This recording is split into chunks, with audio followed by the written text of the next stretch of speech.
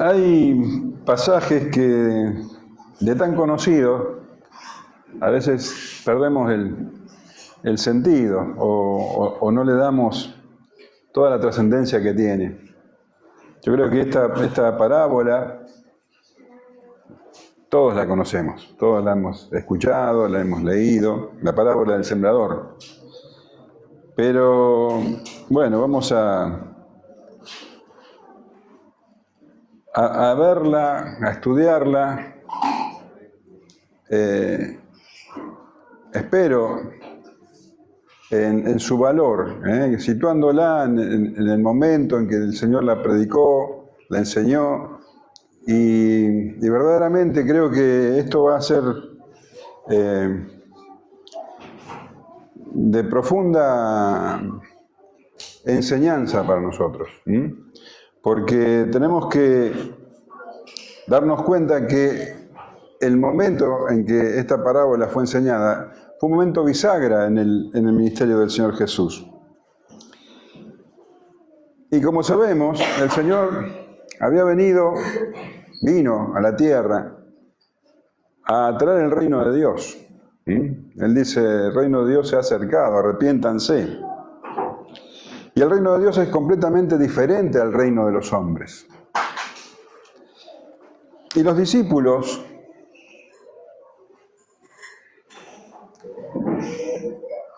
parece que estaban muy confundidos con lo que estaba sucediendo hasta el momento. Porque, claro, ellos creían que Jesús era el Mesías. Tenían suficientes pruebas para esto. Pero algo que era evidente es que las multitudes lo seguían, grandes multitudes, pero la cantidad de discípulos verdaderos era bastante pequeña.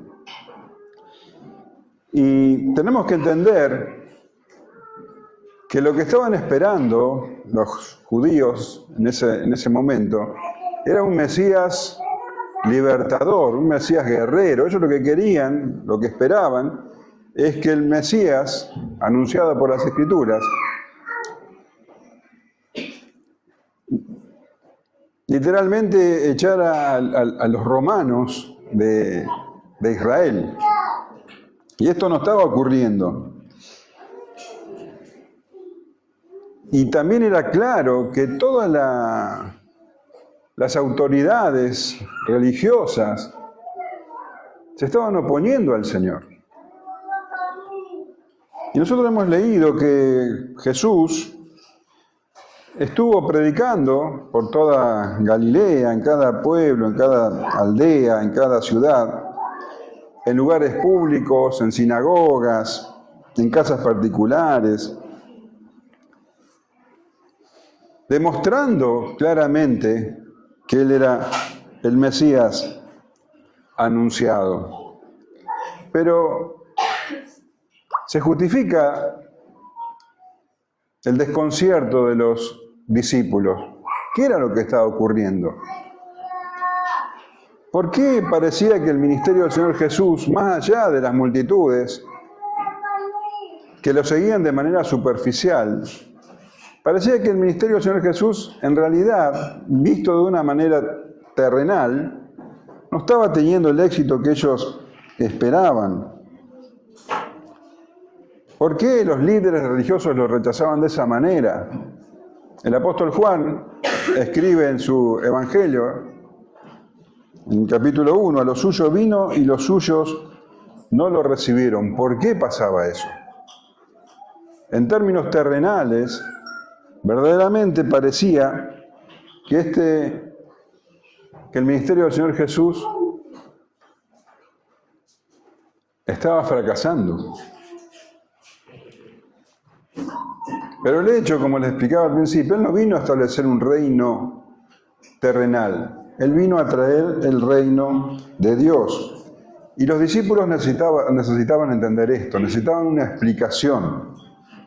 Necesitaban entender lo que estaba sucediendo. En una ocasión, el Señor estaba enseñando, predicando, y alguien del público le grita: Señor, son pocos los que se salvan. Y esa era la gran duda. ¿Qué pasaba? ¿Por qué pocos? Cuando el Señor predicó el Sermón del Monte, Él explicó esto. En el capítulo 7, versículos 13 y 14, dice: entrad por la puerta estrecha, porque ancha es la puerta y espacioso el camino que lleva a la perdición, y muchos son los que entran por ella, porque estrecha es la puerta y angosto el camino que lleva a la vida, y pocos son los que lo hallan. Pocos. Pero era difícil de asimilar cómo el Mesías anunciado iba a tener pocos seguidores. Por eso el Señor Jesús les enseña esta parábola que vamos a leer ahora. La parábola del sembrador, la parábola de los terrenos. Y vamos a entender por qué los hombres en su gran mayoría rechazan el mensaje del Evangelio. ¿Por qué en definitiva la mayoría rechaza a Jesucristo? Y vamos a leerlo, son unos cuantos versículos. Marcos 4, versículos 1 al 20. Otra vez comenzó Jesús a enseñar junto al mar, y se reunió alrededor de él mucha gente, tanto que entrando en una barca se sentó en ella en el mar, y toda la gente estaba en tierra junto al mar. Y les enseñaba por parábolas muchas cosas, y les decía en su doctrina: oíd, he aquí el sembrador salió a sembrar, y al sembrar aconteció que una parte cayó junto al camino, y vinieron las aves del cielo y la comieron. Otra parte cayó en pedregales, donde no tenía mucha tierra, y brotó pronto, porque no tenía profundidad de tierra. Pero salido el sol se quemó, y porque no tenía raíz se secó. Otra parte cayó entre espinos, y los espinos crecieron y la ahogaron, y no dio fruto. Pero otra parte cayó en buena tierra, y dio fruto, pues brotó y creció y produjo a 30, a 60 y a 100 por uno. Entonces les dijo: el que tiene oídos para oír, oiga. Cuando estuvo solo, los que estaban cerca de él, con los 12, le preguntaron sobre la parábola.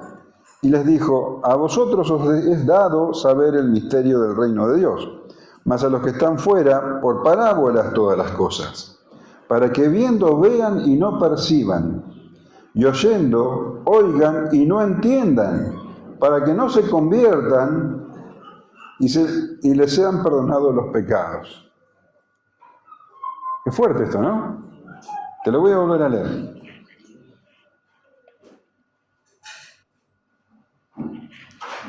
Los que están afuera, por parábolas todas las cosas, para que viendo vean y no perciban, y oyendo oigan y no entiendan, para que no se conviertan y les sean perdonados los pecados.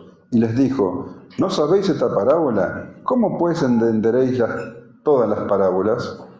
El sembrador es el que siembra la palabra, y estos son los que junto al camino, en quienes se siembra la palabra, pero después que la oyen, enseguida viene Satanás y quita la palabra que se sembró en sus corazones.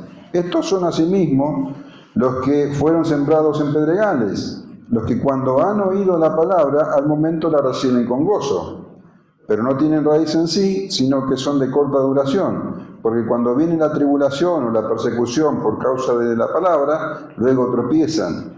Y estos son los que fueron sembrados entre espinos, los que oyen la palabra, pero los afanes de este siglo y el engaño de las riquezas y las codicias de otras cosas entran y ahogan la palabra y se hace infructuosa. Y estos son los que fueron sembrados en buena tierra, los que oyen la palabra y la reciben y dan fruto a 30, a 60 y a 100 por uno.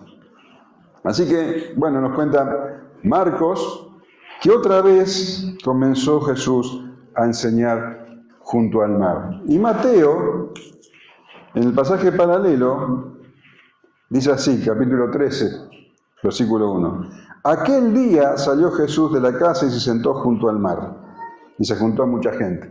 Aquel día, ¿qué día?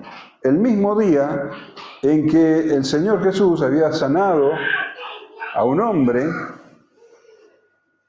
le había expulsado un demonio, y los escribas habían dicho que él hacía esas cosas por Belcebú.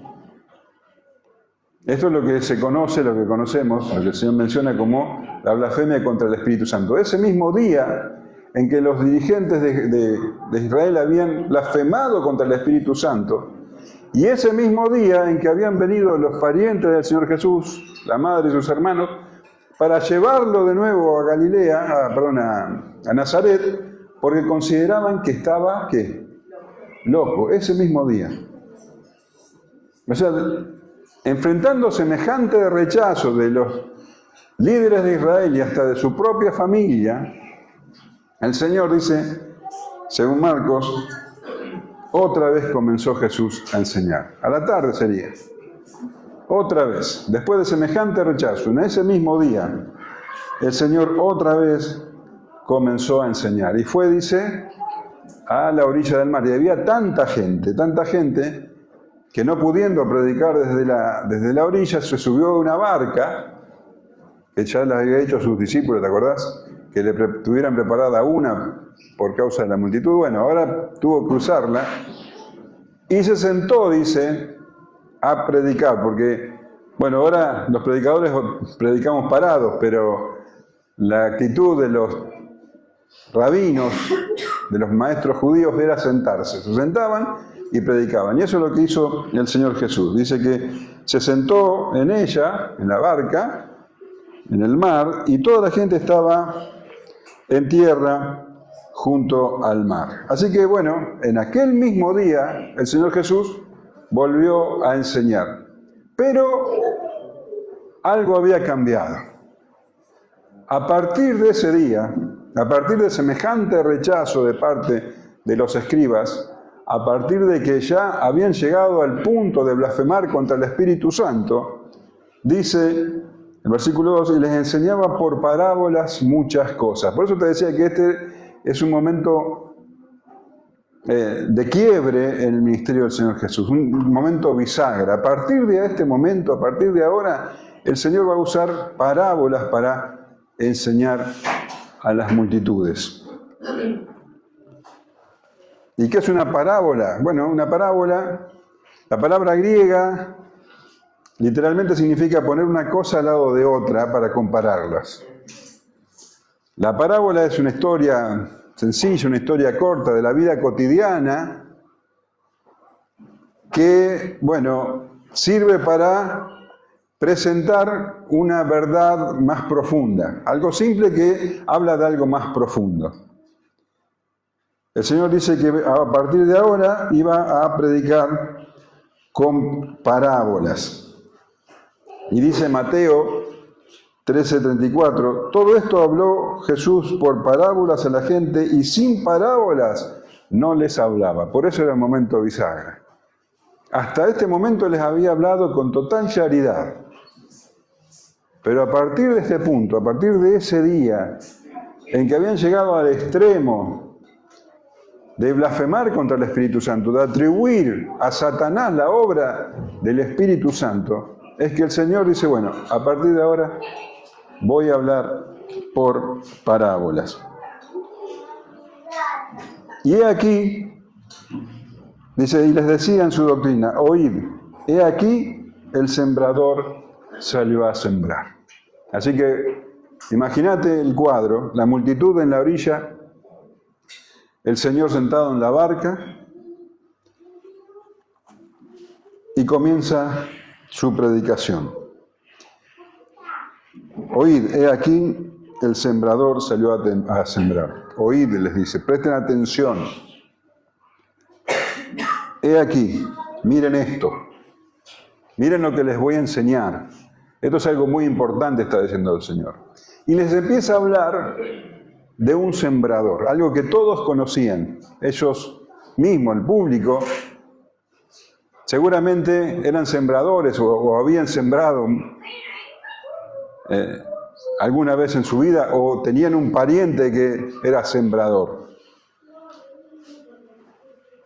Era algo extremadamente común, de hecho, seguramente detrás de las multitudes había algún sembrador sembrando en el campo. sembraban cebada, cebaban trigo, y lo hacían esparciendo con la mano. Dice, y al sembrar, aconteció que una parte cayó junto al camino, y vinieron las aves del cielo y la comieron. En el campo había lugares donde la gente pasaba. El mismo sembrador estaba caminando por esos senderos que se hacían naturalmente, y que por el hecho de que la gente pasaba se endurecía la tierra y las semillas caían y no penetraban. Tenemos que tener en cuenta que el sembrador sembraba tirando al aire las semillas. Algunas semillas cayeron, dice, junto al camino. Esas semillas no podían germinar porque no penetraban la tierra. Y dice que vinieron las aves del cielo y la comieron. Otra parte, dice, cayó en pedregales, donde no tenía mucha tierra, y brotó, porque no tenía profundidad de tierra, porque no tenía profundidad de tierra, pero salido el sol se quemó, porque no tenía raíz se secó. Otra parte del sembrador tirando las semillas, dice que otra parte cayó en pedregales. No que había un terreno con tierra, con piedras, sino que debajo de la superficie era muy común en el terreno de Palestina que hubiera rocas. La superficie tenía tierra que parecía fértil, pero muy cerca estaban las rocas, así que la semilla penetraba, dice, pero como no tenía profundidad de tierra, porque estaba en la roca, brotó pronto, pero el sol la secó, no podía llegar a la humedad de la tierra. Entonces, el crecimiento fue muy corto y la planta se secó. Otra parte cayó entre espinos. Y los espinos crecieron y la ahogaron y no dio fruto. Bueno, vos sabés que las malas hierbas crecen rápido. La semilla cayó en la tierra, pero la rodearon enseguida, dice, los espinos, le consumieron el agua, las nutrientes de la tierra, provocaron sombra y entonces la planta fue ahogada. Pero otra parte cayó en buena tierra, dice el Señor. Y dio fruto, pues brotó y creció y produjo a 30, a 60 y a 100 por uno. Bueno, entonces no estaba todo perdido, no había que desesperarse, porque si bien las otras 3 partes cayeron en mala tierra, esta parte cayó en buena tierra, dice, y produjo muchísimo fruto, un fruto desproporcionado.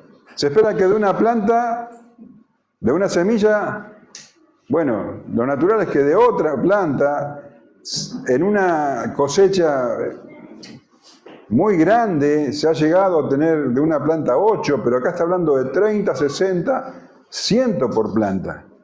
Esto realmente debe haber sido sorprendente de escuchar de parte de la gente, incluso un poco chocante por la desproporción, pero bueno, la gente estaba escuchando esto. Estaba escuchando a ver qué era lo que quería decir Jesús, hablando de un sembrador que sembraba semillas, algo que todos conocían.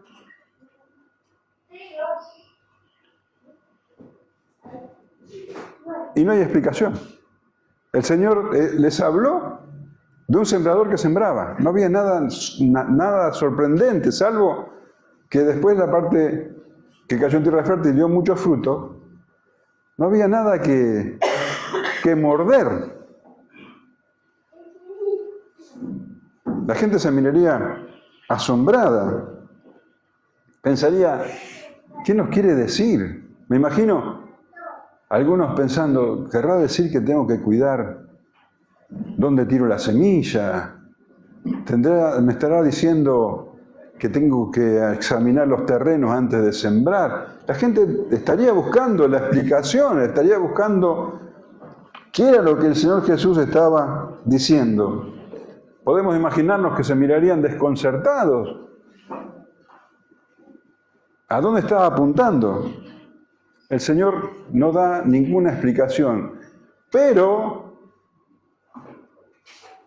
si esto era sorprendente, aún más sorprendente fue lo que dijo al terminar. Entonces les dijo, el que tiene oídos para oír, oiga. Y según Lucas, dijo esto a gran voz. Quiere decir que cuando terminó de contar la parábola, gritó fuerte: el que tiene oídos para oír, oiga. Demostrando que lo que había dicho era muy importante, pero nadie entendió nada. Todos se quedaron en blanco. Todos tenían oídos para oír, pero ninguno entendió. Ninguno pudo realmente extraer la enseñanza de lo que el Señor estaba diciendo. El Señor a partir de entonces comenzó a enseñar con parábolas. Y la gente escuchaba las parábolas y se quedaba sin entenderlas.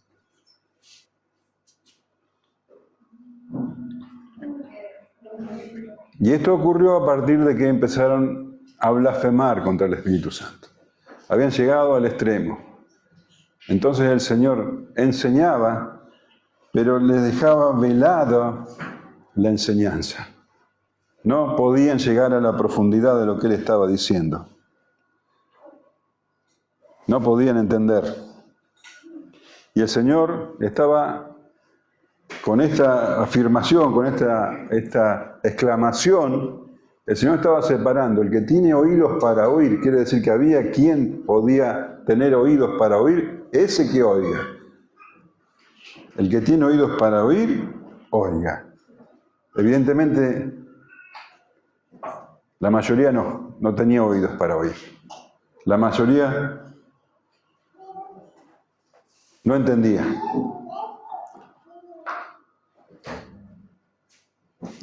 La multitud estaba desconcertada y ni aun sus discípulos entendieron.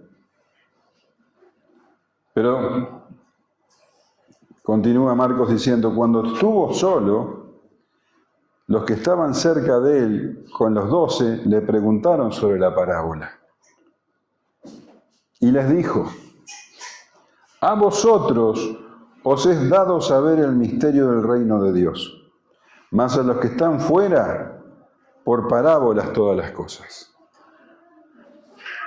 para que viendo vean y no perciban, y oyendo oigan y no entiendan, para que no se conviertan y les sean perdonados sus pecados. Acá está el Señor demostrando que el hecho de entender es pura gracia. A unos les es dado, dice, a vosotros os es dado saber el misterio del reino de Dios. Les es dado por Dios el entender, el de comprender los misterios del reino de Dios. Pero no a todos, no a la mayoría, a esos, a los que estaban cerca, dice, y a los discípulos les es dado. Es algo que Dios les da.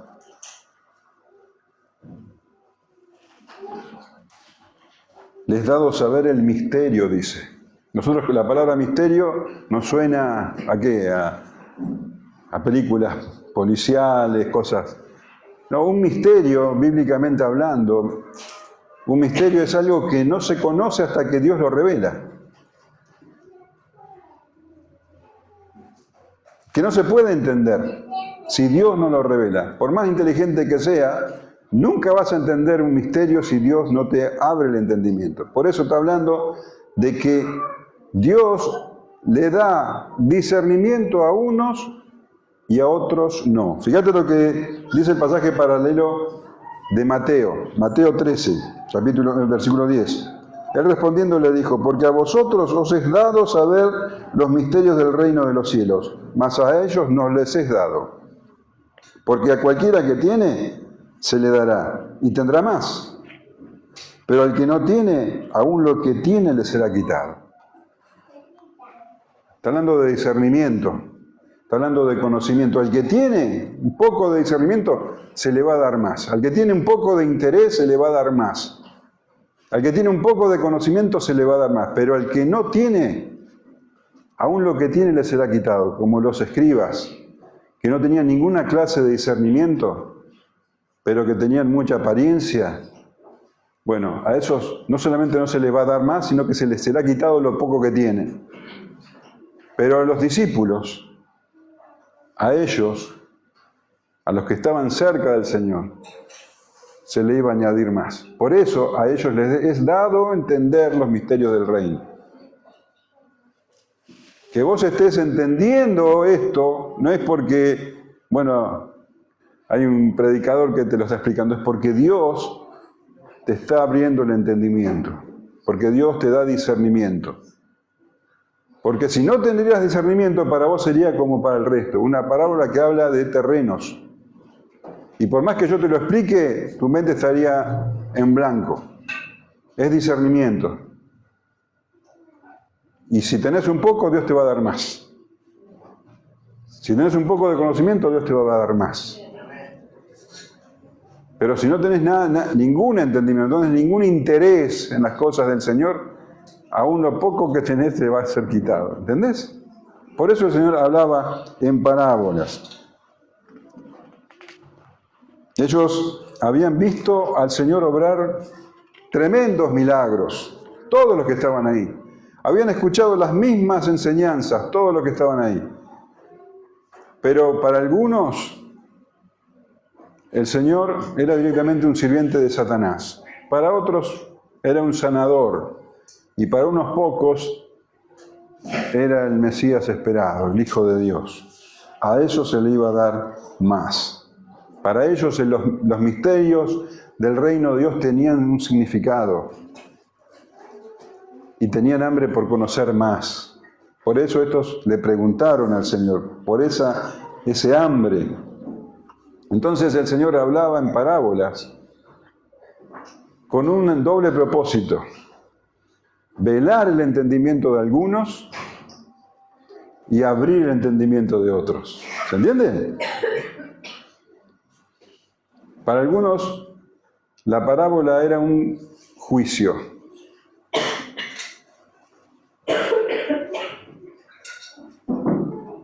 Para otros, era bendición. Y fíjate cómo es el tema de que era un juicio, porque el Señor, citando a Isaías, les dice, para que viendo vean y no perciban. Y oyendo oigan y no entiendan. Las mismas palabras, los mismos milagros. Que los vean y no perciban. Ya el Señor había puesto un límite acá. Para que no se conviertan y les sean perdonados los pecados. Está citando a Isaías, hace poco lo habrás leído, ¿no? El Señor le dice estas palabras a Isaías, y Isaías tuvo que ir a predicar a un pueblo durísimo de corazón. Tuvo que hablarle de juicio, y el pueblo no escuchó. El pueblo endureció su corazón en las palabras de Isaías, y vino el juicio por medio de la invasión de Nabucodonosor. Ahora el Señor empleaba estas palabras al hecho de hablarle al pueblo con parábolas. Ellos también iban a endurecer sus corazones. Y el Señor ahora les habla de esta manera, porque llegaron a un punto.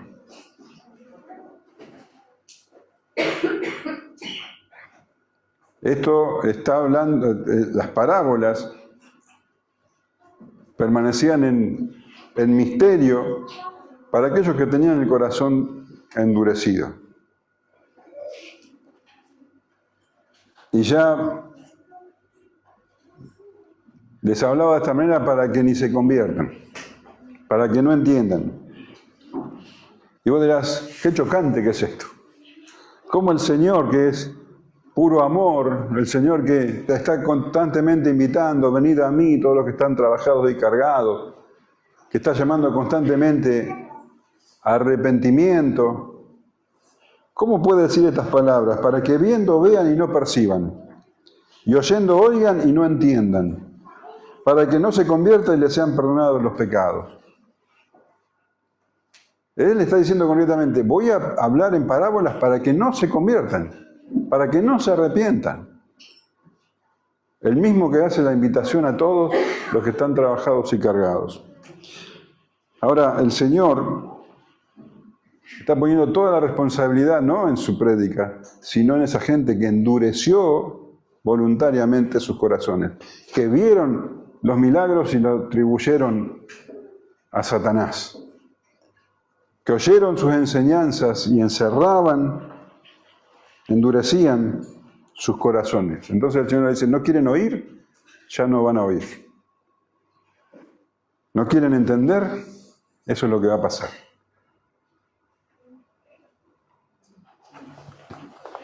Y a los discípulos, a los que sí tenían interés, a los que sí tenían discernimiento, les dijo, ¿no sabéis esta parábola? ¿Cómo pues entenderéis todas las parábolas? Acuérdate que ahora iba a hablar en parábola siempre. Si no entendían esta, no podían entender las otras. Esta era una parábola clave. Podemos decir que esta es la madre de las parábolas. Entonces debían entenderla. Y el Señor entonces les empieza a explicar. Y seguramente vos no vas a sentir sorpresa porque lo habrás leído 1000 veces, habrás escuchado un montón de prédicas. Pero vos imaginate que estos discípulos habían oído sobre un sembrador que sembraba semillas y nada más, y ahora el Señor les empieza a abrir el entendimiento de lo que significaba esa parábola. Imagínate la luz que entraba en sus mentes. Y el Señor le dice, el sembrador es el que siembra la palabra. No se trataba de semillas. Era que la semilla era la palabra de Dios. Y el sembrador es el predicador. Y acá no se habla de un predicador en especial, pero en Mateo, cuando el Señor enseña la parábola de la cizaña, dice específicamente quién es este sembrador. Dice Mateo 13:37, respondiendo, Él les dijo, el que siembra la buena semilla es el Hijo del Hombre. Así que el primer predicador, el primer sembrador es Jesús.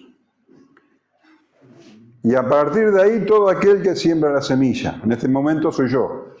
Pero podés ser vos en esta semana cuando le hablas a tu compañero de trabajo. Es el que siembra la semilla. Jesús es el sembrador por excelencia. La semilla es la palabra de Dios. Y la tierra es el corazón del hombre, el corazón de la persona que recibe la palabra. Y fijémonos que cuando el Señor habla, vamos a notar que todos oyeron, cada uno de los 4 terrenos que representan diferentes personas, diferentes corazones, oyeron, pero no todos oyeron. Tenían oídos para oír, pero no todos oyeron. Y nos habla de 4 tipos de terrenos. Vos fíjate, esto es muy esclarecedor. Porque nosotros podemos pensar, bueno, la gente rechaza a Jesús porque le tiene antipatía, porque era, no sé, porque no les caía bien. O el mensaje, tal vez el mensaje es muy duro. Acá no está hablando de que el problema es el predicador, ni el problema es el mensaje. El problema está en el corazón del hombre. Y esto es necesario que lo entendamos. No es el problema ni el predicador ni el mensaje. Así que vos podés decir, no, pero yo no tengo las condiciones. No se trata de eso. El mensaje es muy duro, no me gusta decirle a la gente que se arrepiente. El mensaje es el mensaje y esa es la semilla que vos tenés que sembrar. No la tenés que endulzar, no la tenés que disfrazar. La iglesia no tiene que andar poniendo grandes orquestas ni cosas así para atraer a la gente. La iglesia tiene que dar el mensaje. Claro y sencillo para que la gente escuche. Ahora, que el mensaje provoque fruto, dé fruto, depende de cómo está el corazón de la persona. Entonces, el Señor habla de 4 tipos de corazones. El corazón que es duro, impenetrable, el corazón impulsivo, superficial, el corazón preocupado por las cosas del mundo y el corazón receptivo, la tierra fértil. Y dice el corazón duro. Y estos son los de junto al camino. ¿Quiénes son? A ver. En quien se siembra la palabra, pero después que la oyen, enseguida viene Satanás y quita la palabra que se sembró en sus corazones. Los discípulos empezaban a entender todo. Ah, mira vos, un corazón duro. Claro, la palabra es predicada, pero no entra en ese corazón. Están llenos de prejuicios, se sienten ofendidos, se sienten amenazados, se sienten superiores. Andá a saber por qué esas personas endurecen sus corazones ante la predicación. La palabra no penetra, y esto está representando claramente a los escribas, a los fariseos, todos aquellos que se sienten por encima, se sienten superiores, se sienten que no tienen nada de qué arrepentirse, sienten que los demás son pecadores, que no son ellos los malos. Y dice, bueno, que a estas personas, la semilla que ha sido sembrada, dice, viene el diablo, dice, los pájaros vienen y se las comieron. Está hablando de Satanás. Enseguida viene Satanás y quita la palabra que se sembró en sus corazones. Rechazan el Evangelio inmediatamente. No reciben nada. El Evangelio para ellos es tropiezo o locura, pero tienen el corazón tan duro que no penetra nada. Estos son los de junto al camino. Después están los superficiales, los de corazón impulsivo. Estos son asimismo los que fueron sembrados en pedregales, los que cuando han oído la palabra, al momento la reciben con gozo. Pero no tienen raíz en sí, sino que son de corta duración, porque cuando viene la tribulación o la persecución por causa de la palabra, luego tropiezan. Son los emocionales, los que escuchan y responden enseguida. Y no tiene nada de malo ser emocional. Al contrario, las emociones son buenas. El apóstol Pablo era muy emocional. Muchas veces dice que estaba escribiendo eso, dictando sus cartas llorando. Dice en Filipenses 3:18, porque por ahí andan muchos, de los cuales os dije muchas veces, y ahora lo digo llorando. Mirá lo emocional que era, que son enemigos de la cruz de Cristo. El Señor Jesús lloró ante la tumba de Lázaro por la tristeza de María y la gente que estaba ahí, de Marta, perdón. Las emociones no son malas. La mujer que vino a ungir al Señor llorando, las emociones son buenas. Lo malo es cuando esas emociones son superficiales, cuando no hay convicciones profundas. Como esta semilla que es sembrada, pero no tiene profundidad, dice, hay piedras abajo. No da fruto, ¿por qué? Porque dice que donde vienen los problemas, dice, donde vienen la tribulación o la persecución por causa de la palabra, luego tropiezan. Y esto era la mayoría de la gente que estaba ahí, que venían al Señor Jesús por la motivación equivocada. Venían porque querían sanidades, porque querían milagros, pero no venían por el Señor, no consideraban que necesitaban un Salvador. Entonces estos venían, se emocionaban con el Señor Jesús, pero Un par de años después iban a gritar que lo crucifiquen. Así que, cuando venían los problemas, estas personas tropiezan. Las pruebas, las tribulaciones. ¿Cómo se conoce a un verdadero discípulo de un falso discípulo? Justamente cuando atraviesan pruebas. El falso discípulo, al atravesar pruebas, se aleja,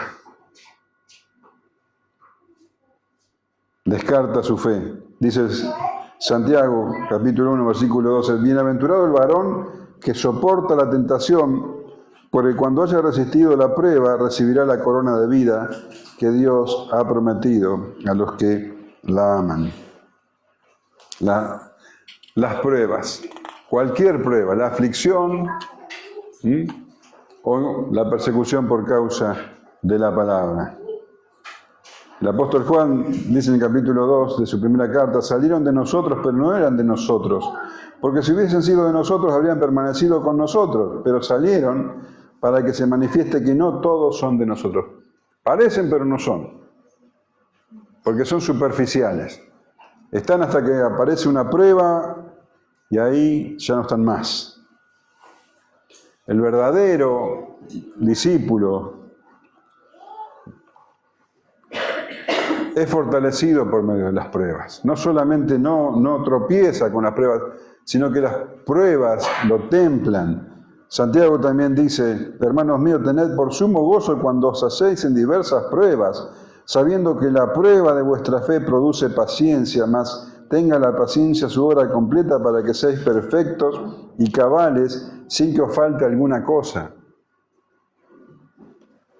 El autor de Hebreos, en el capítulo 12, dice, es verdad que ninguna disciplina al presente parece ser causa de gozo, sino de tristeza, pero después da fruto apacible de justicia a los que en ella han sido ejercitados. Y el apóstol Pedro, dice en su primera carta, capítulo 5, mas el Dios de toda gracia que nos llamó a su gloria eterna en Jesucristo, después de que hayáis padecido un poco de tiempo, Él mismo os perfeccione, afirme, fortalezca y establezca. O sea que la prueba al discípulo lo fortalece y al falso discípulo lo hace tropezar, porque no tiene raíz, solamente es emoción. Y el Señor también habla del corazón preocupado. Dice, estos son los que fueron sembrados entre espinos. Los que oyen la palabra, pero los afanes de este siglo y el engaño de las riquezas y las codicias de otras cosas entran y ahogan la palabra y se hace infructuosa. Bueno, acá tenemos otro grupo que parecen pero no son. Parecen. Ellos también oyen la palabra. Pero hay otras cosas que ocupan su corazón. Cosas que son tan importantes para ellos que terminan ahogando esa semilla. Y acá las menciona. Dice, los afanes. Habla de 3 clases de espinos, mira, los afanes. Es decir, las preocupaciones. Y el mundo ofrece muchísimas cosas por las que preocuparse.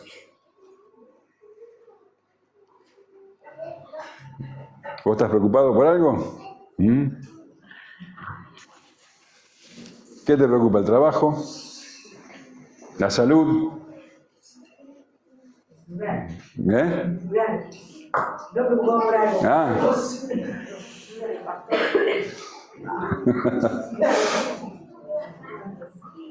Que Argentina no salió campeón. Seguro que fue una trama ahí, ¿no?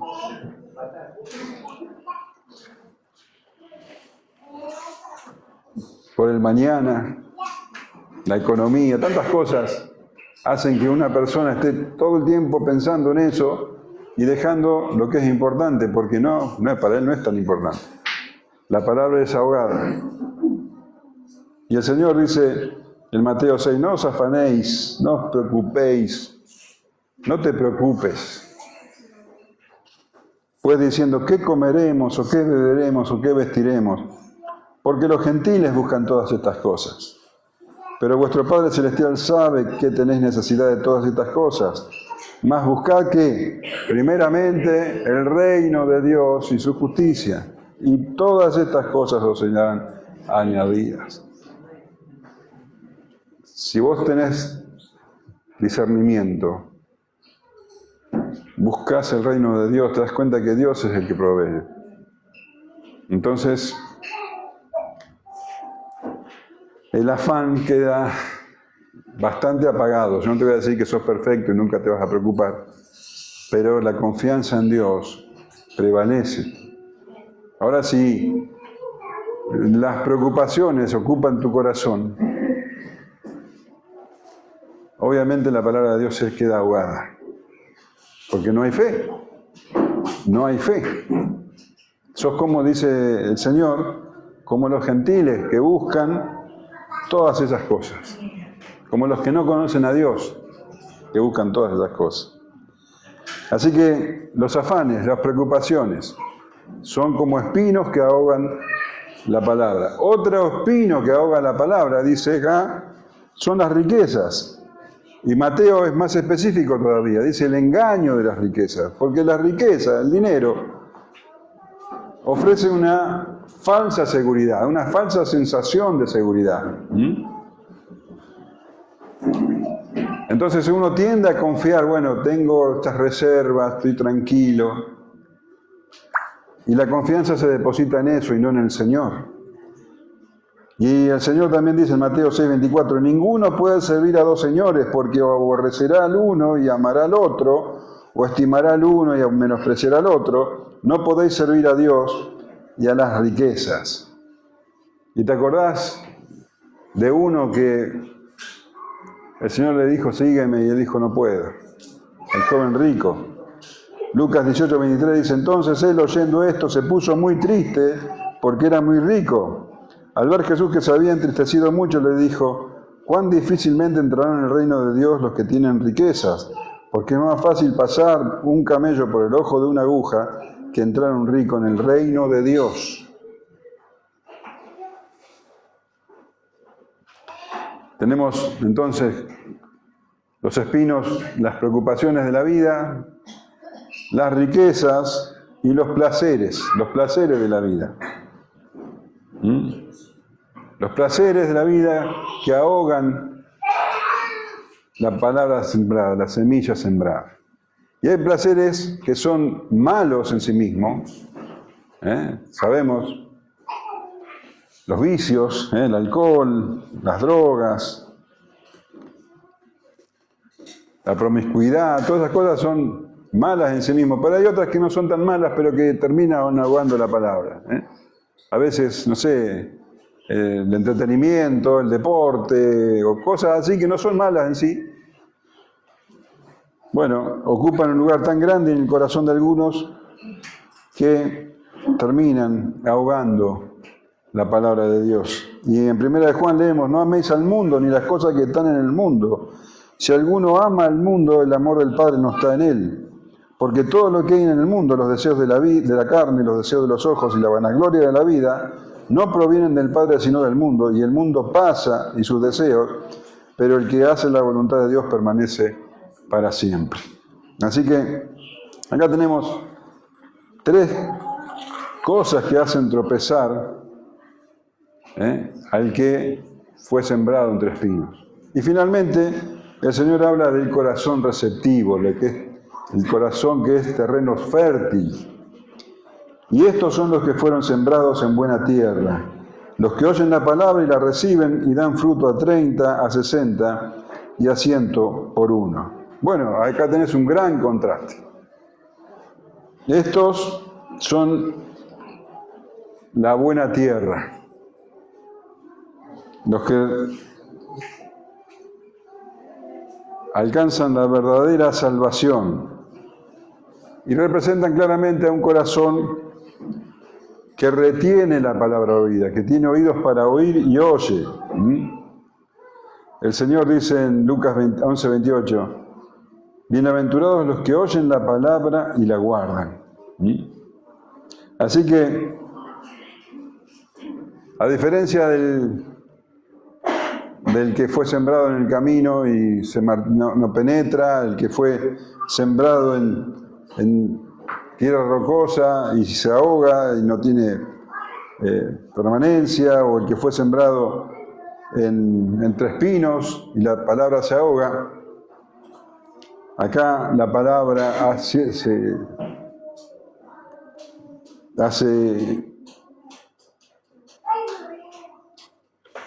germina y da fruto.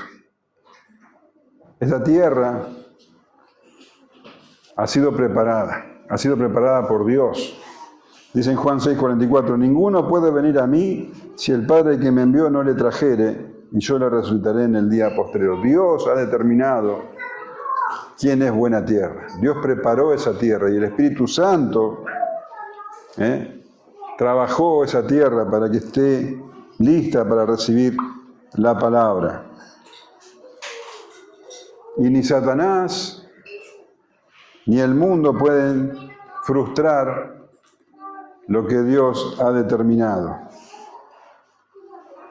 Y esas semillas crecerán hasta convertirse en plantas maduras, mucho fruto.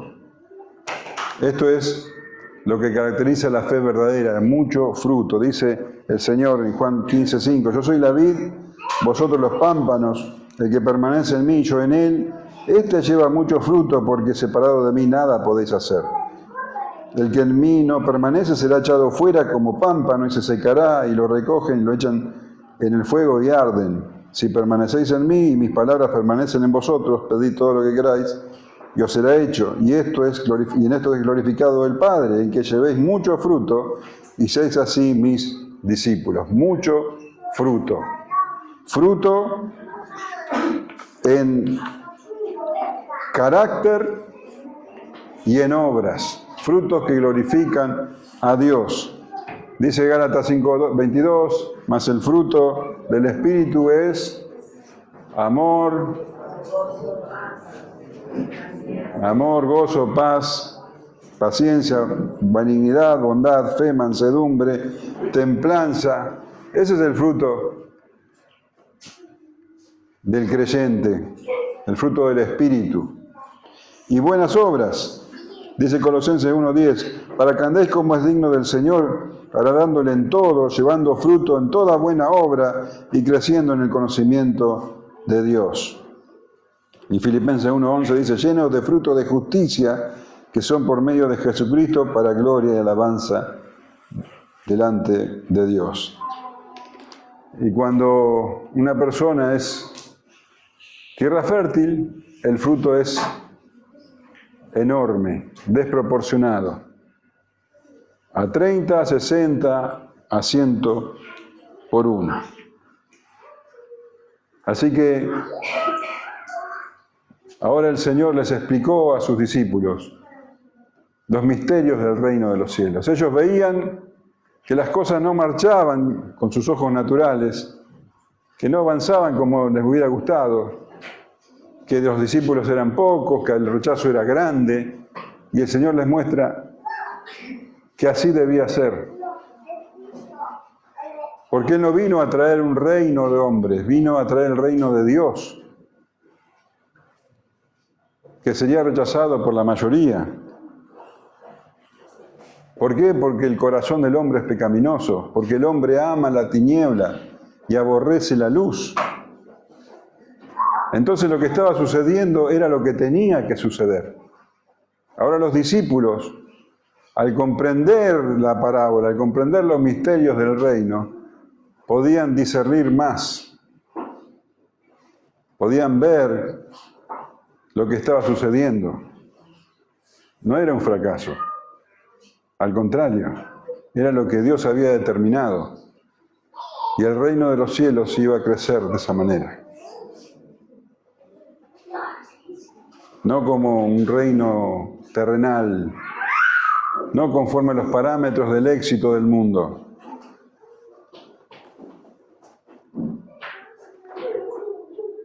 El hombre natural rechaza el Evangelio, cierra su corazón porque no se considera pecador, no considera que necesite el perdón, el arrepentimiento. Además hay un montón de excusas, los afanes del mundo,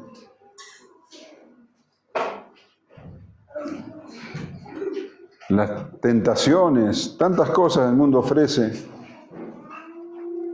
para que los hombres rechacen la palabra de Dios. El Señor conoce el corazón humano y si Dios no hubiera preparado determinados corazones, nadie sería salvo.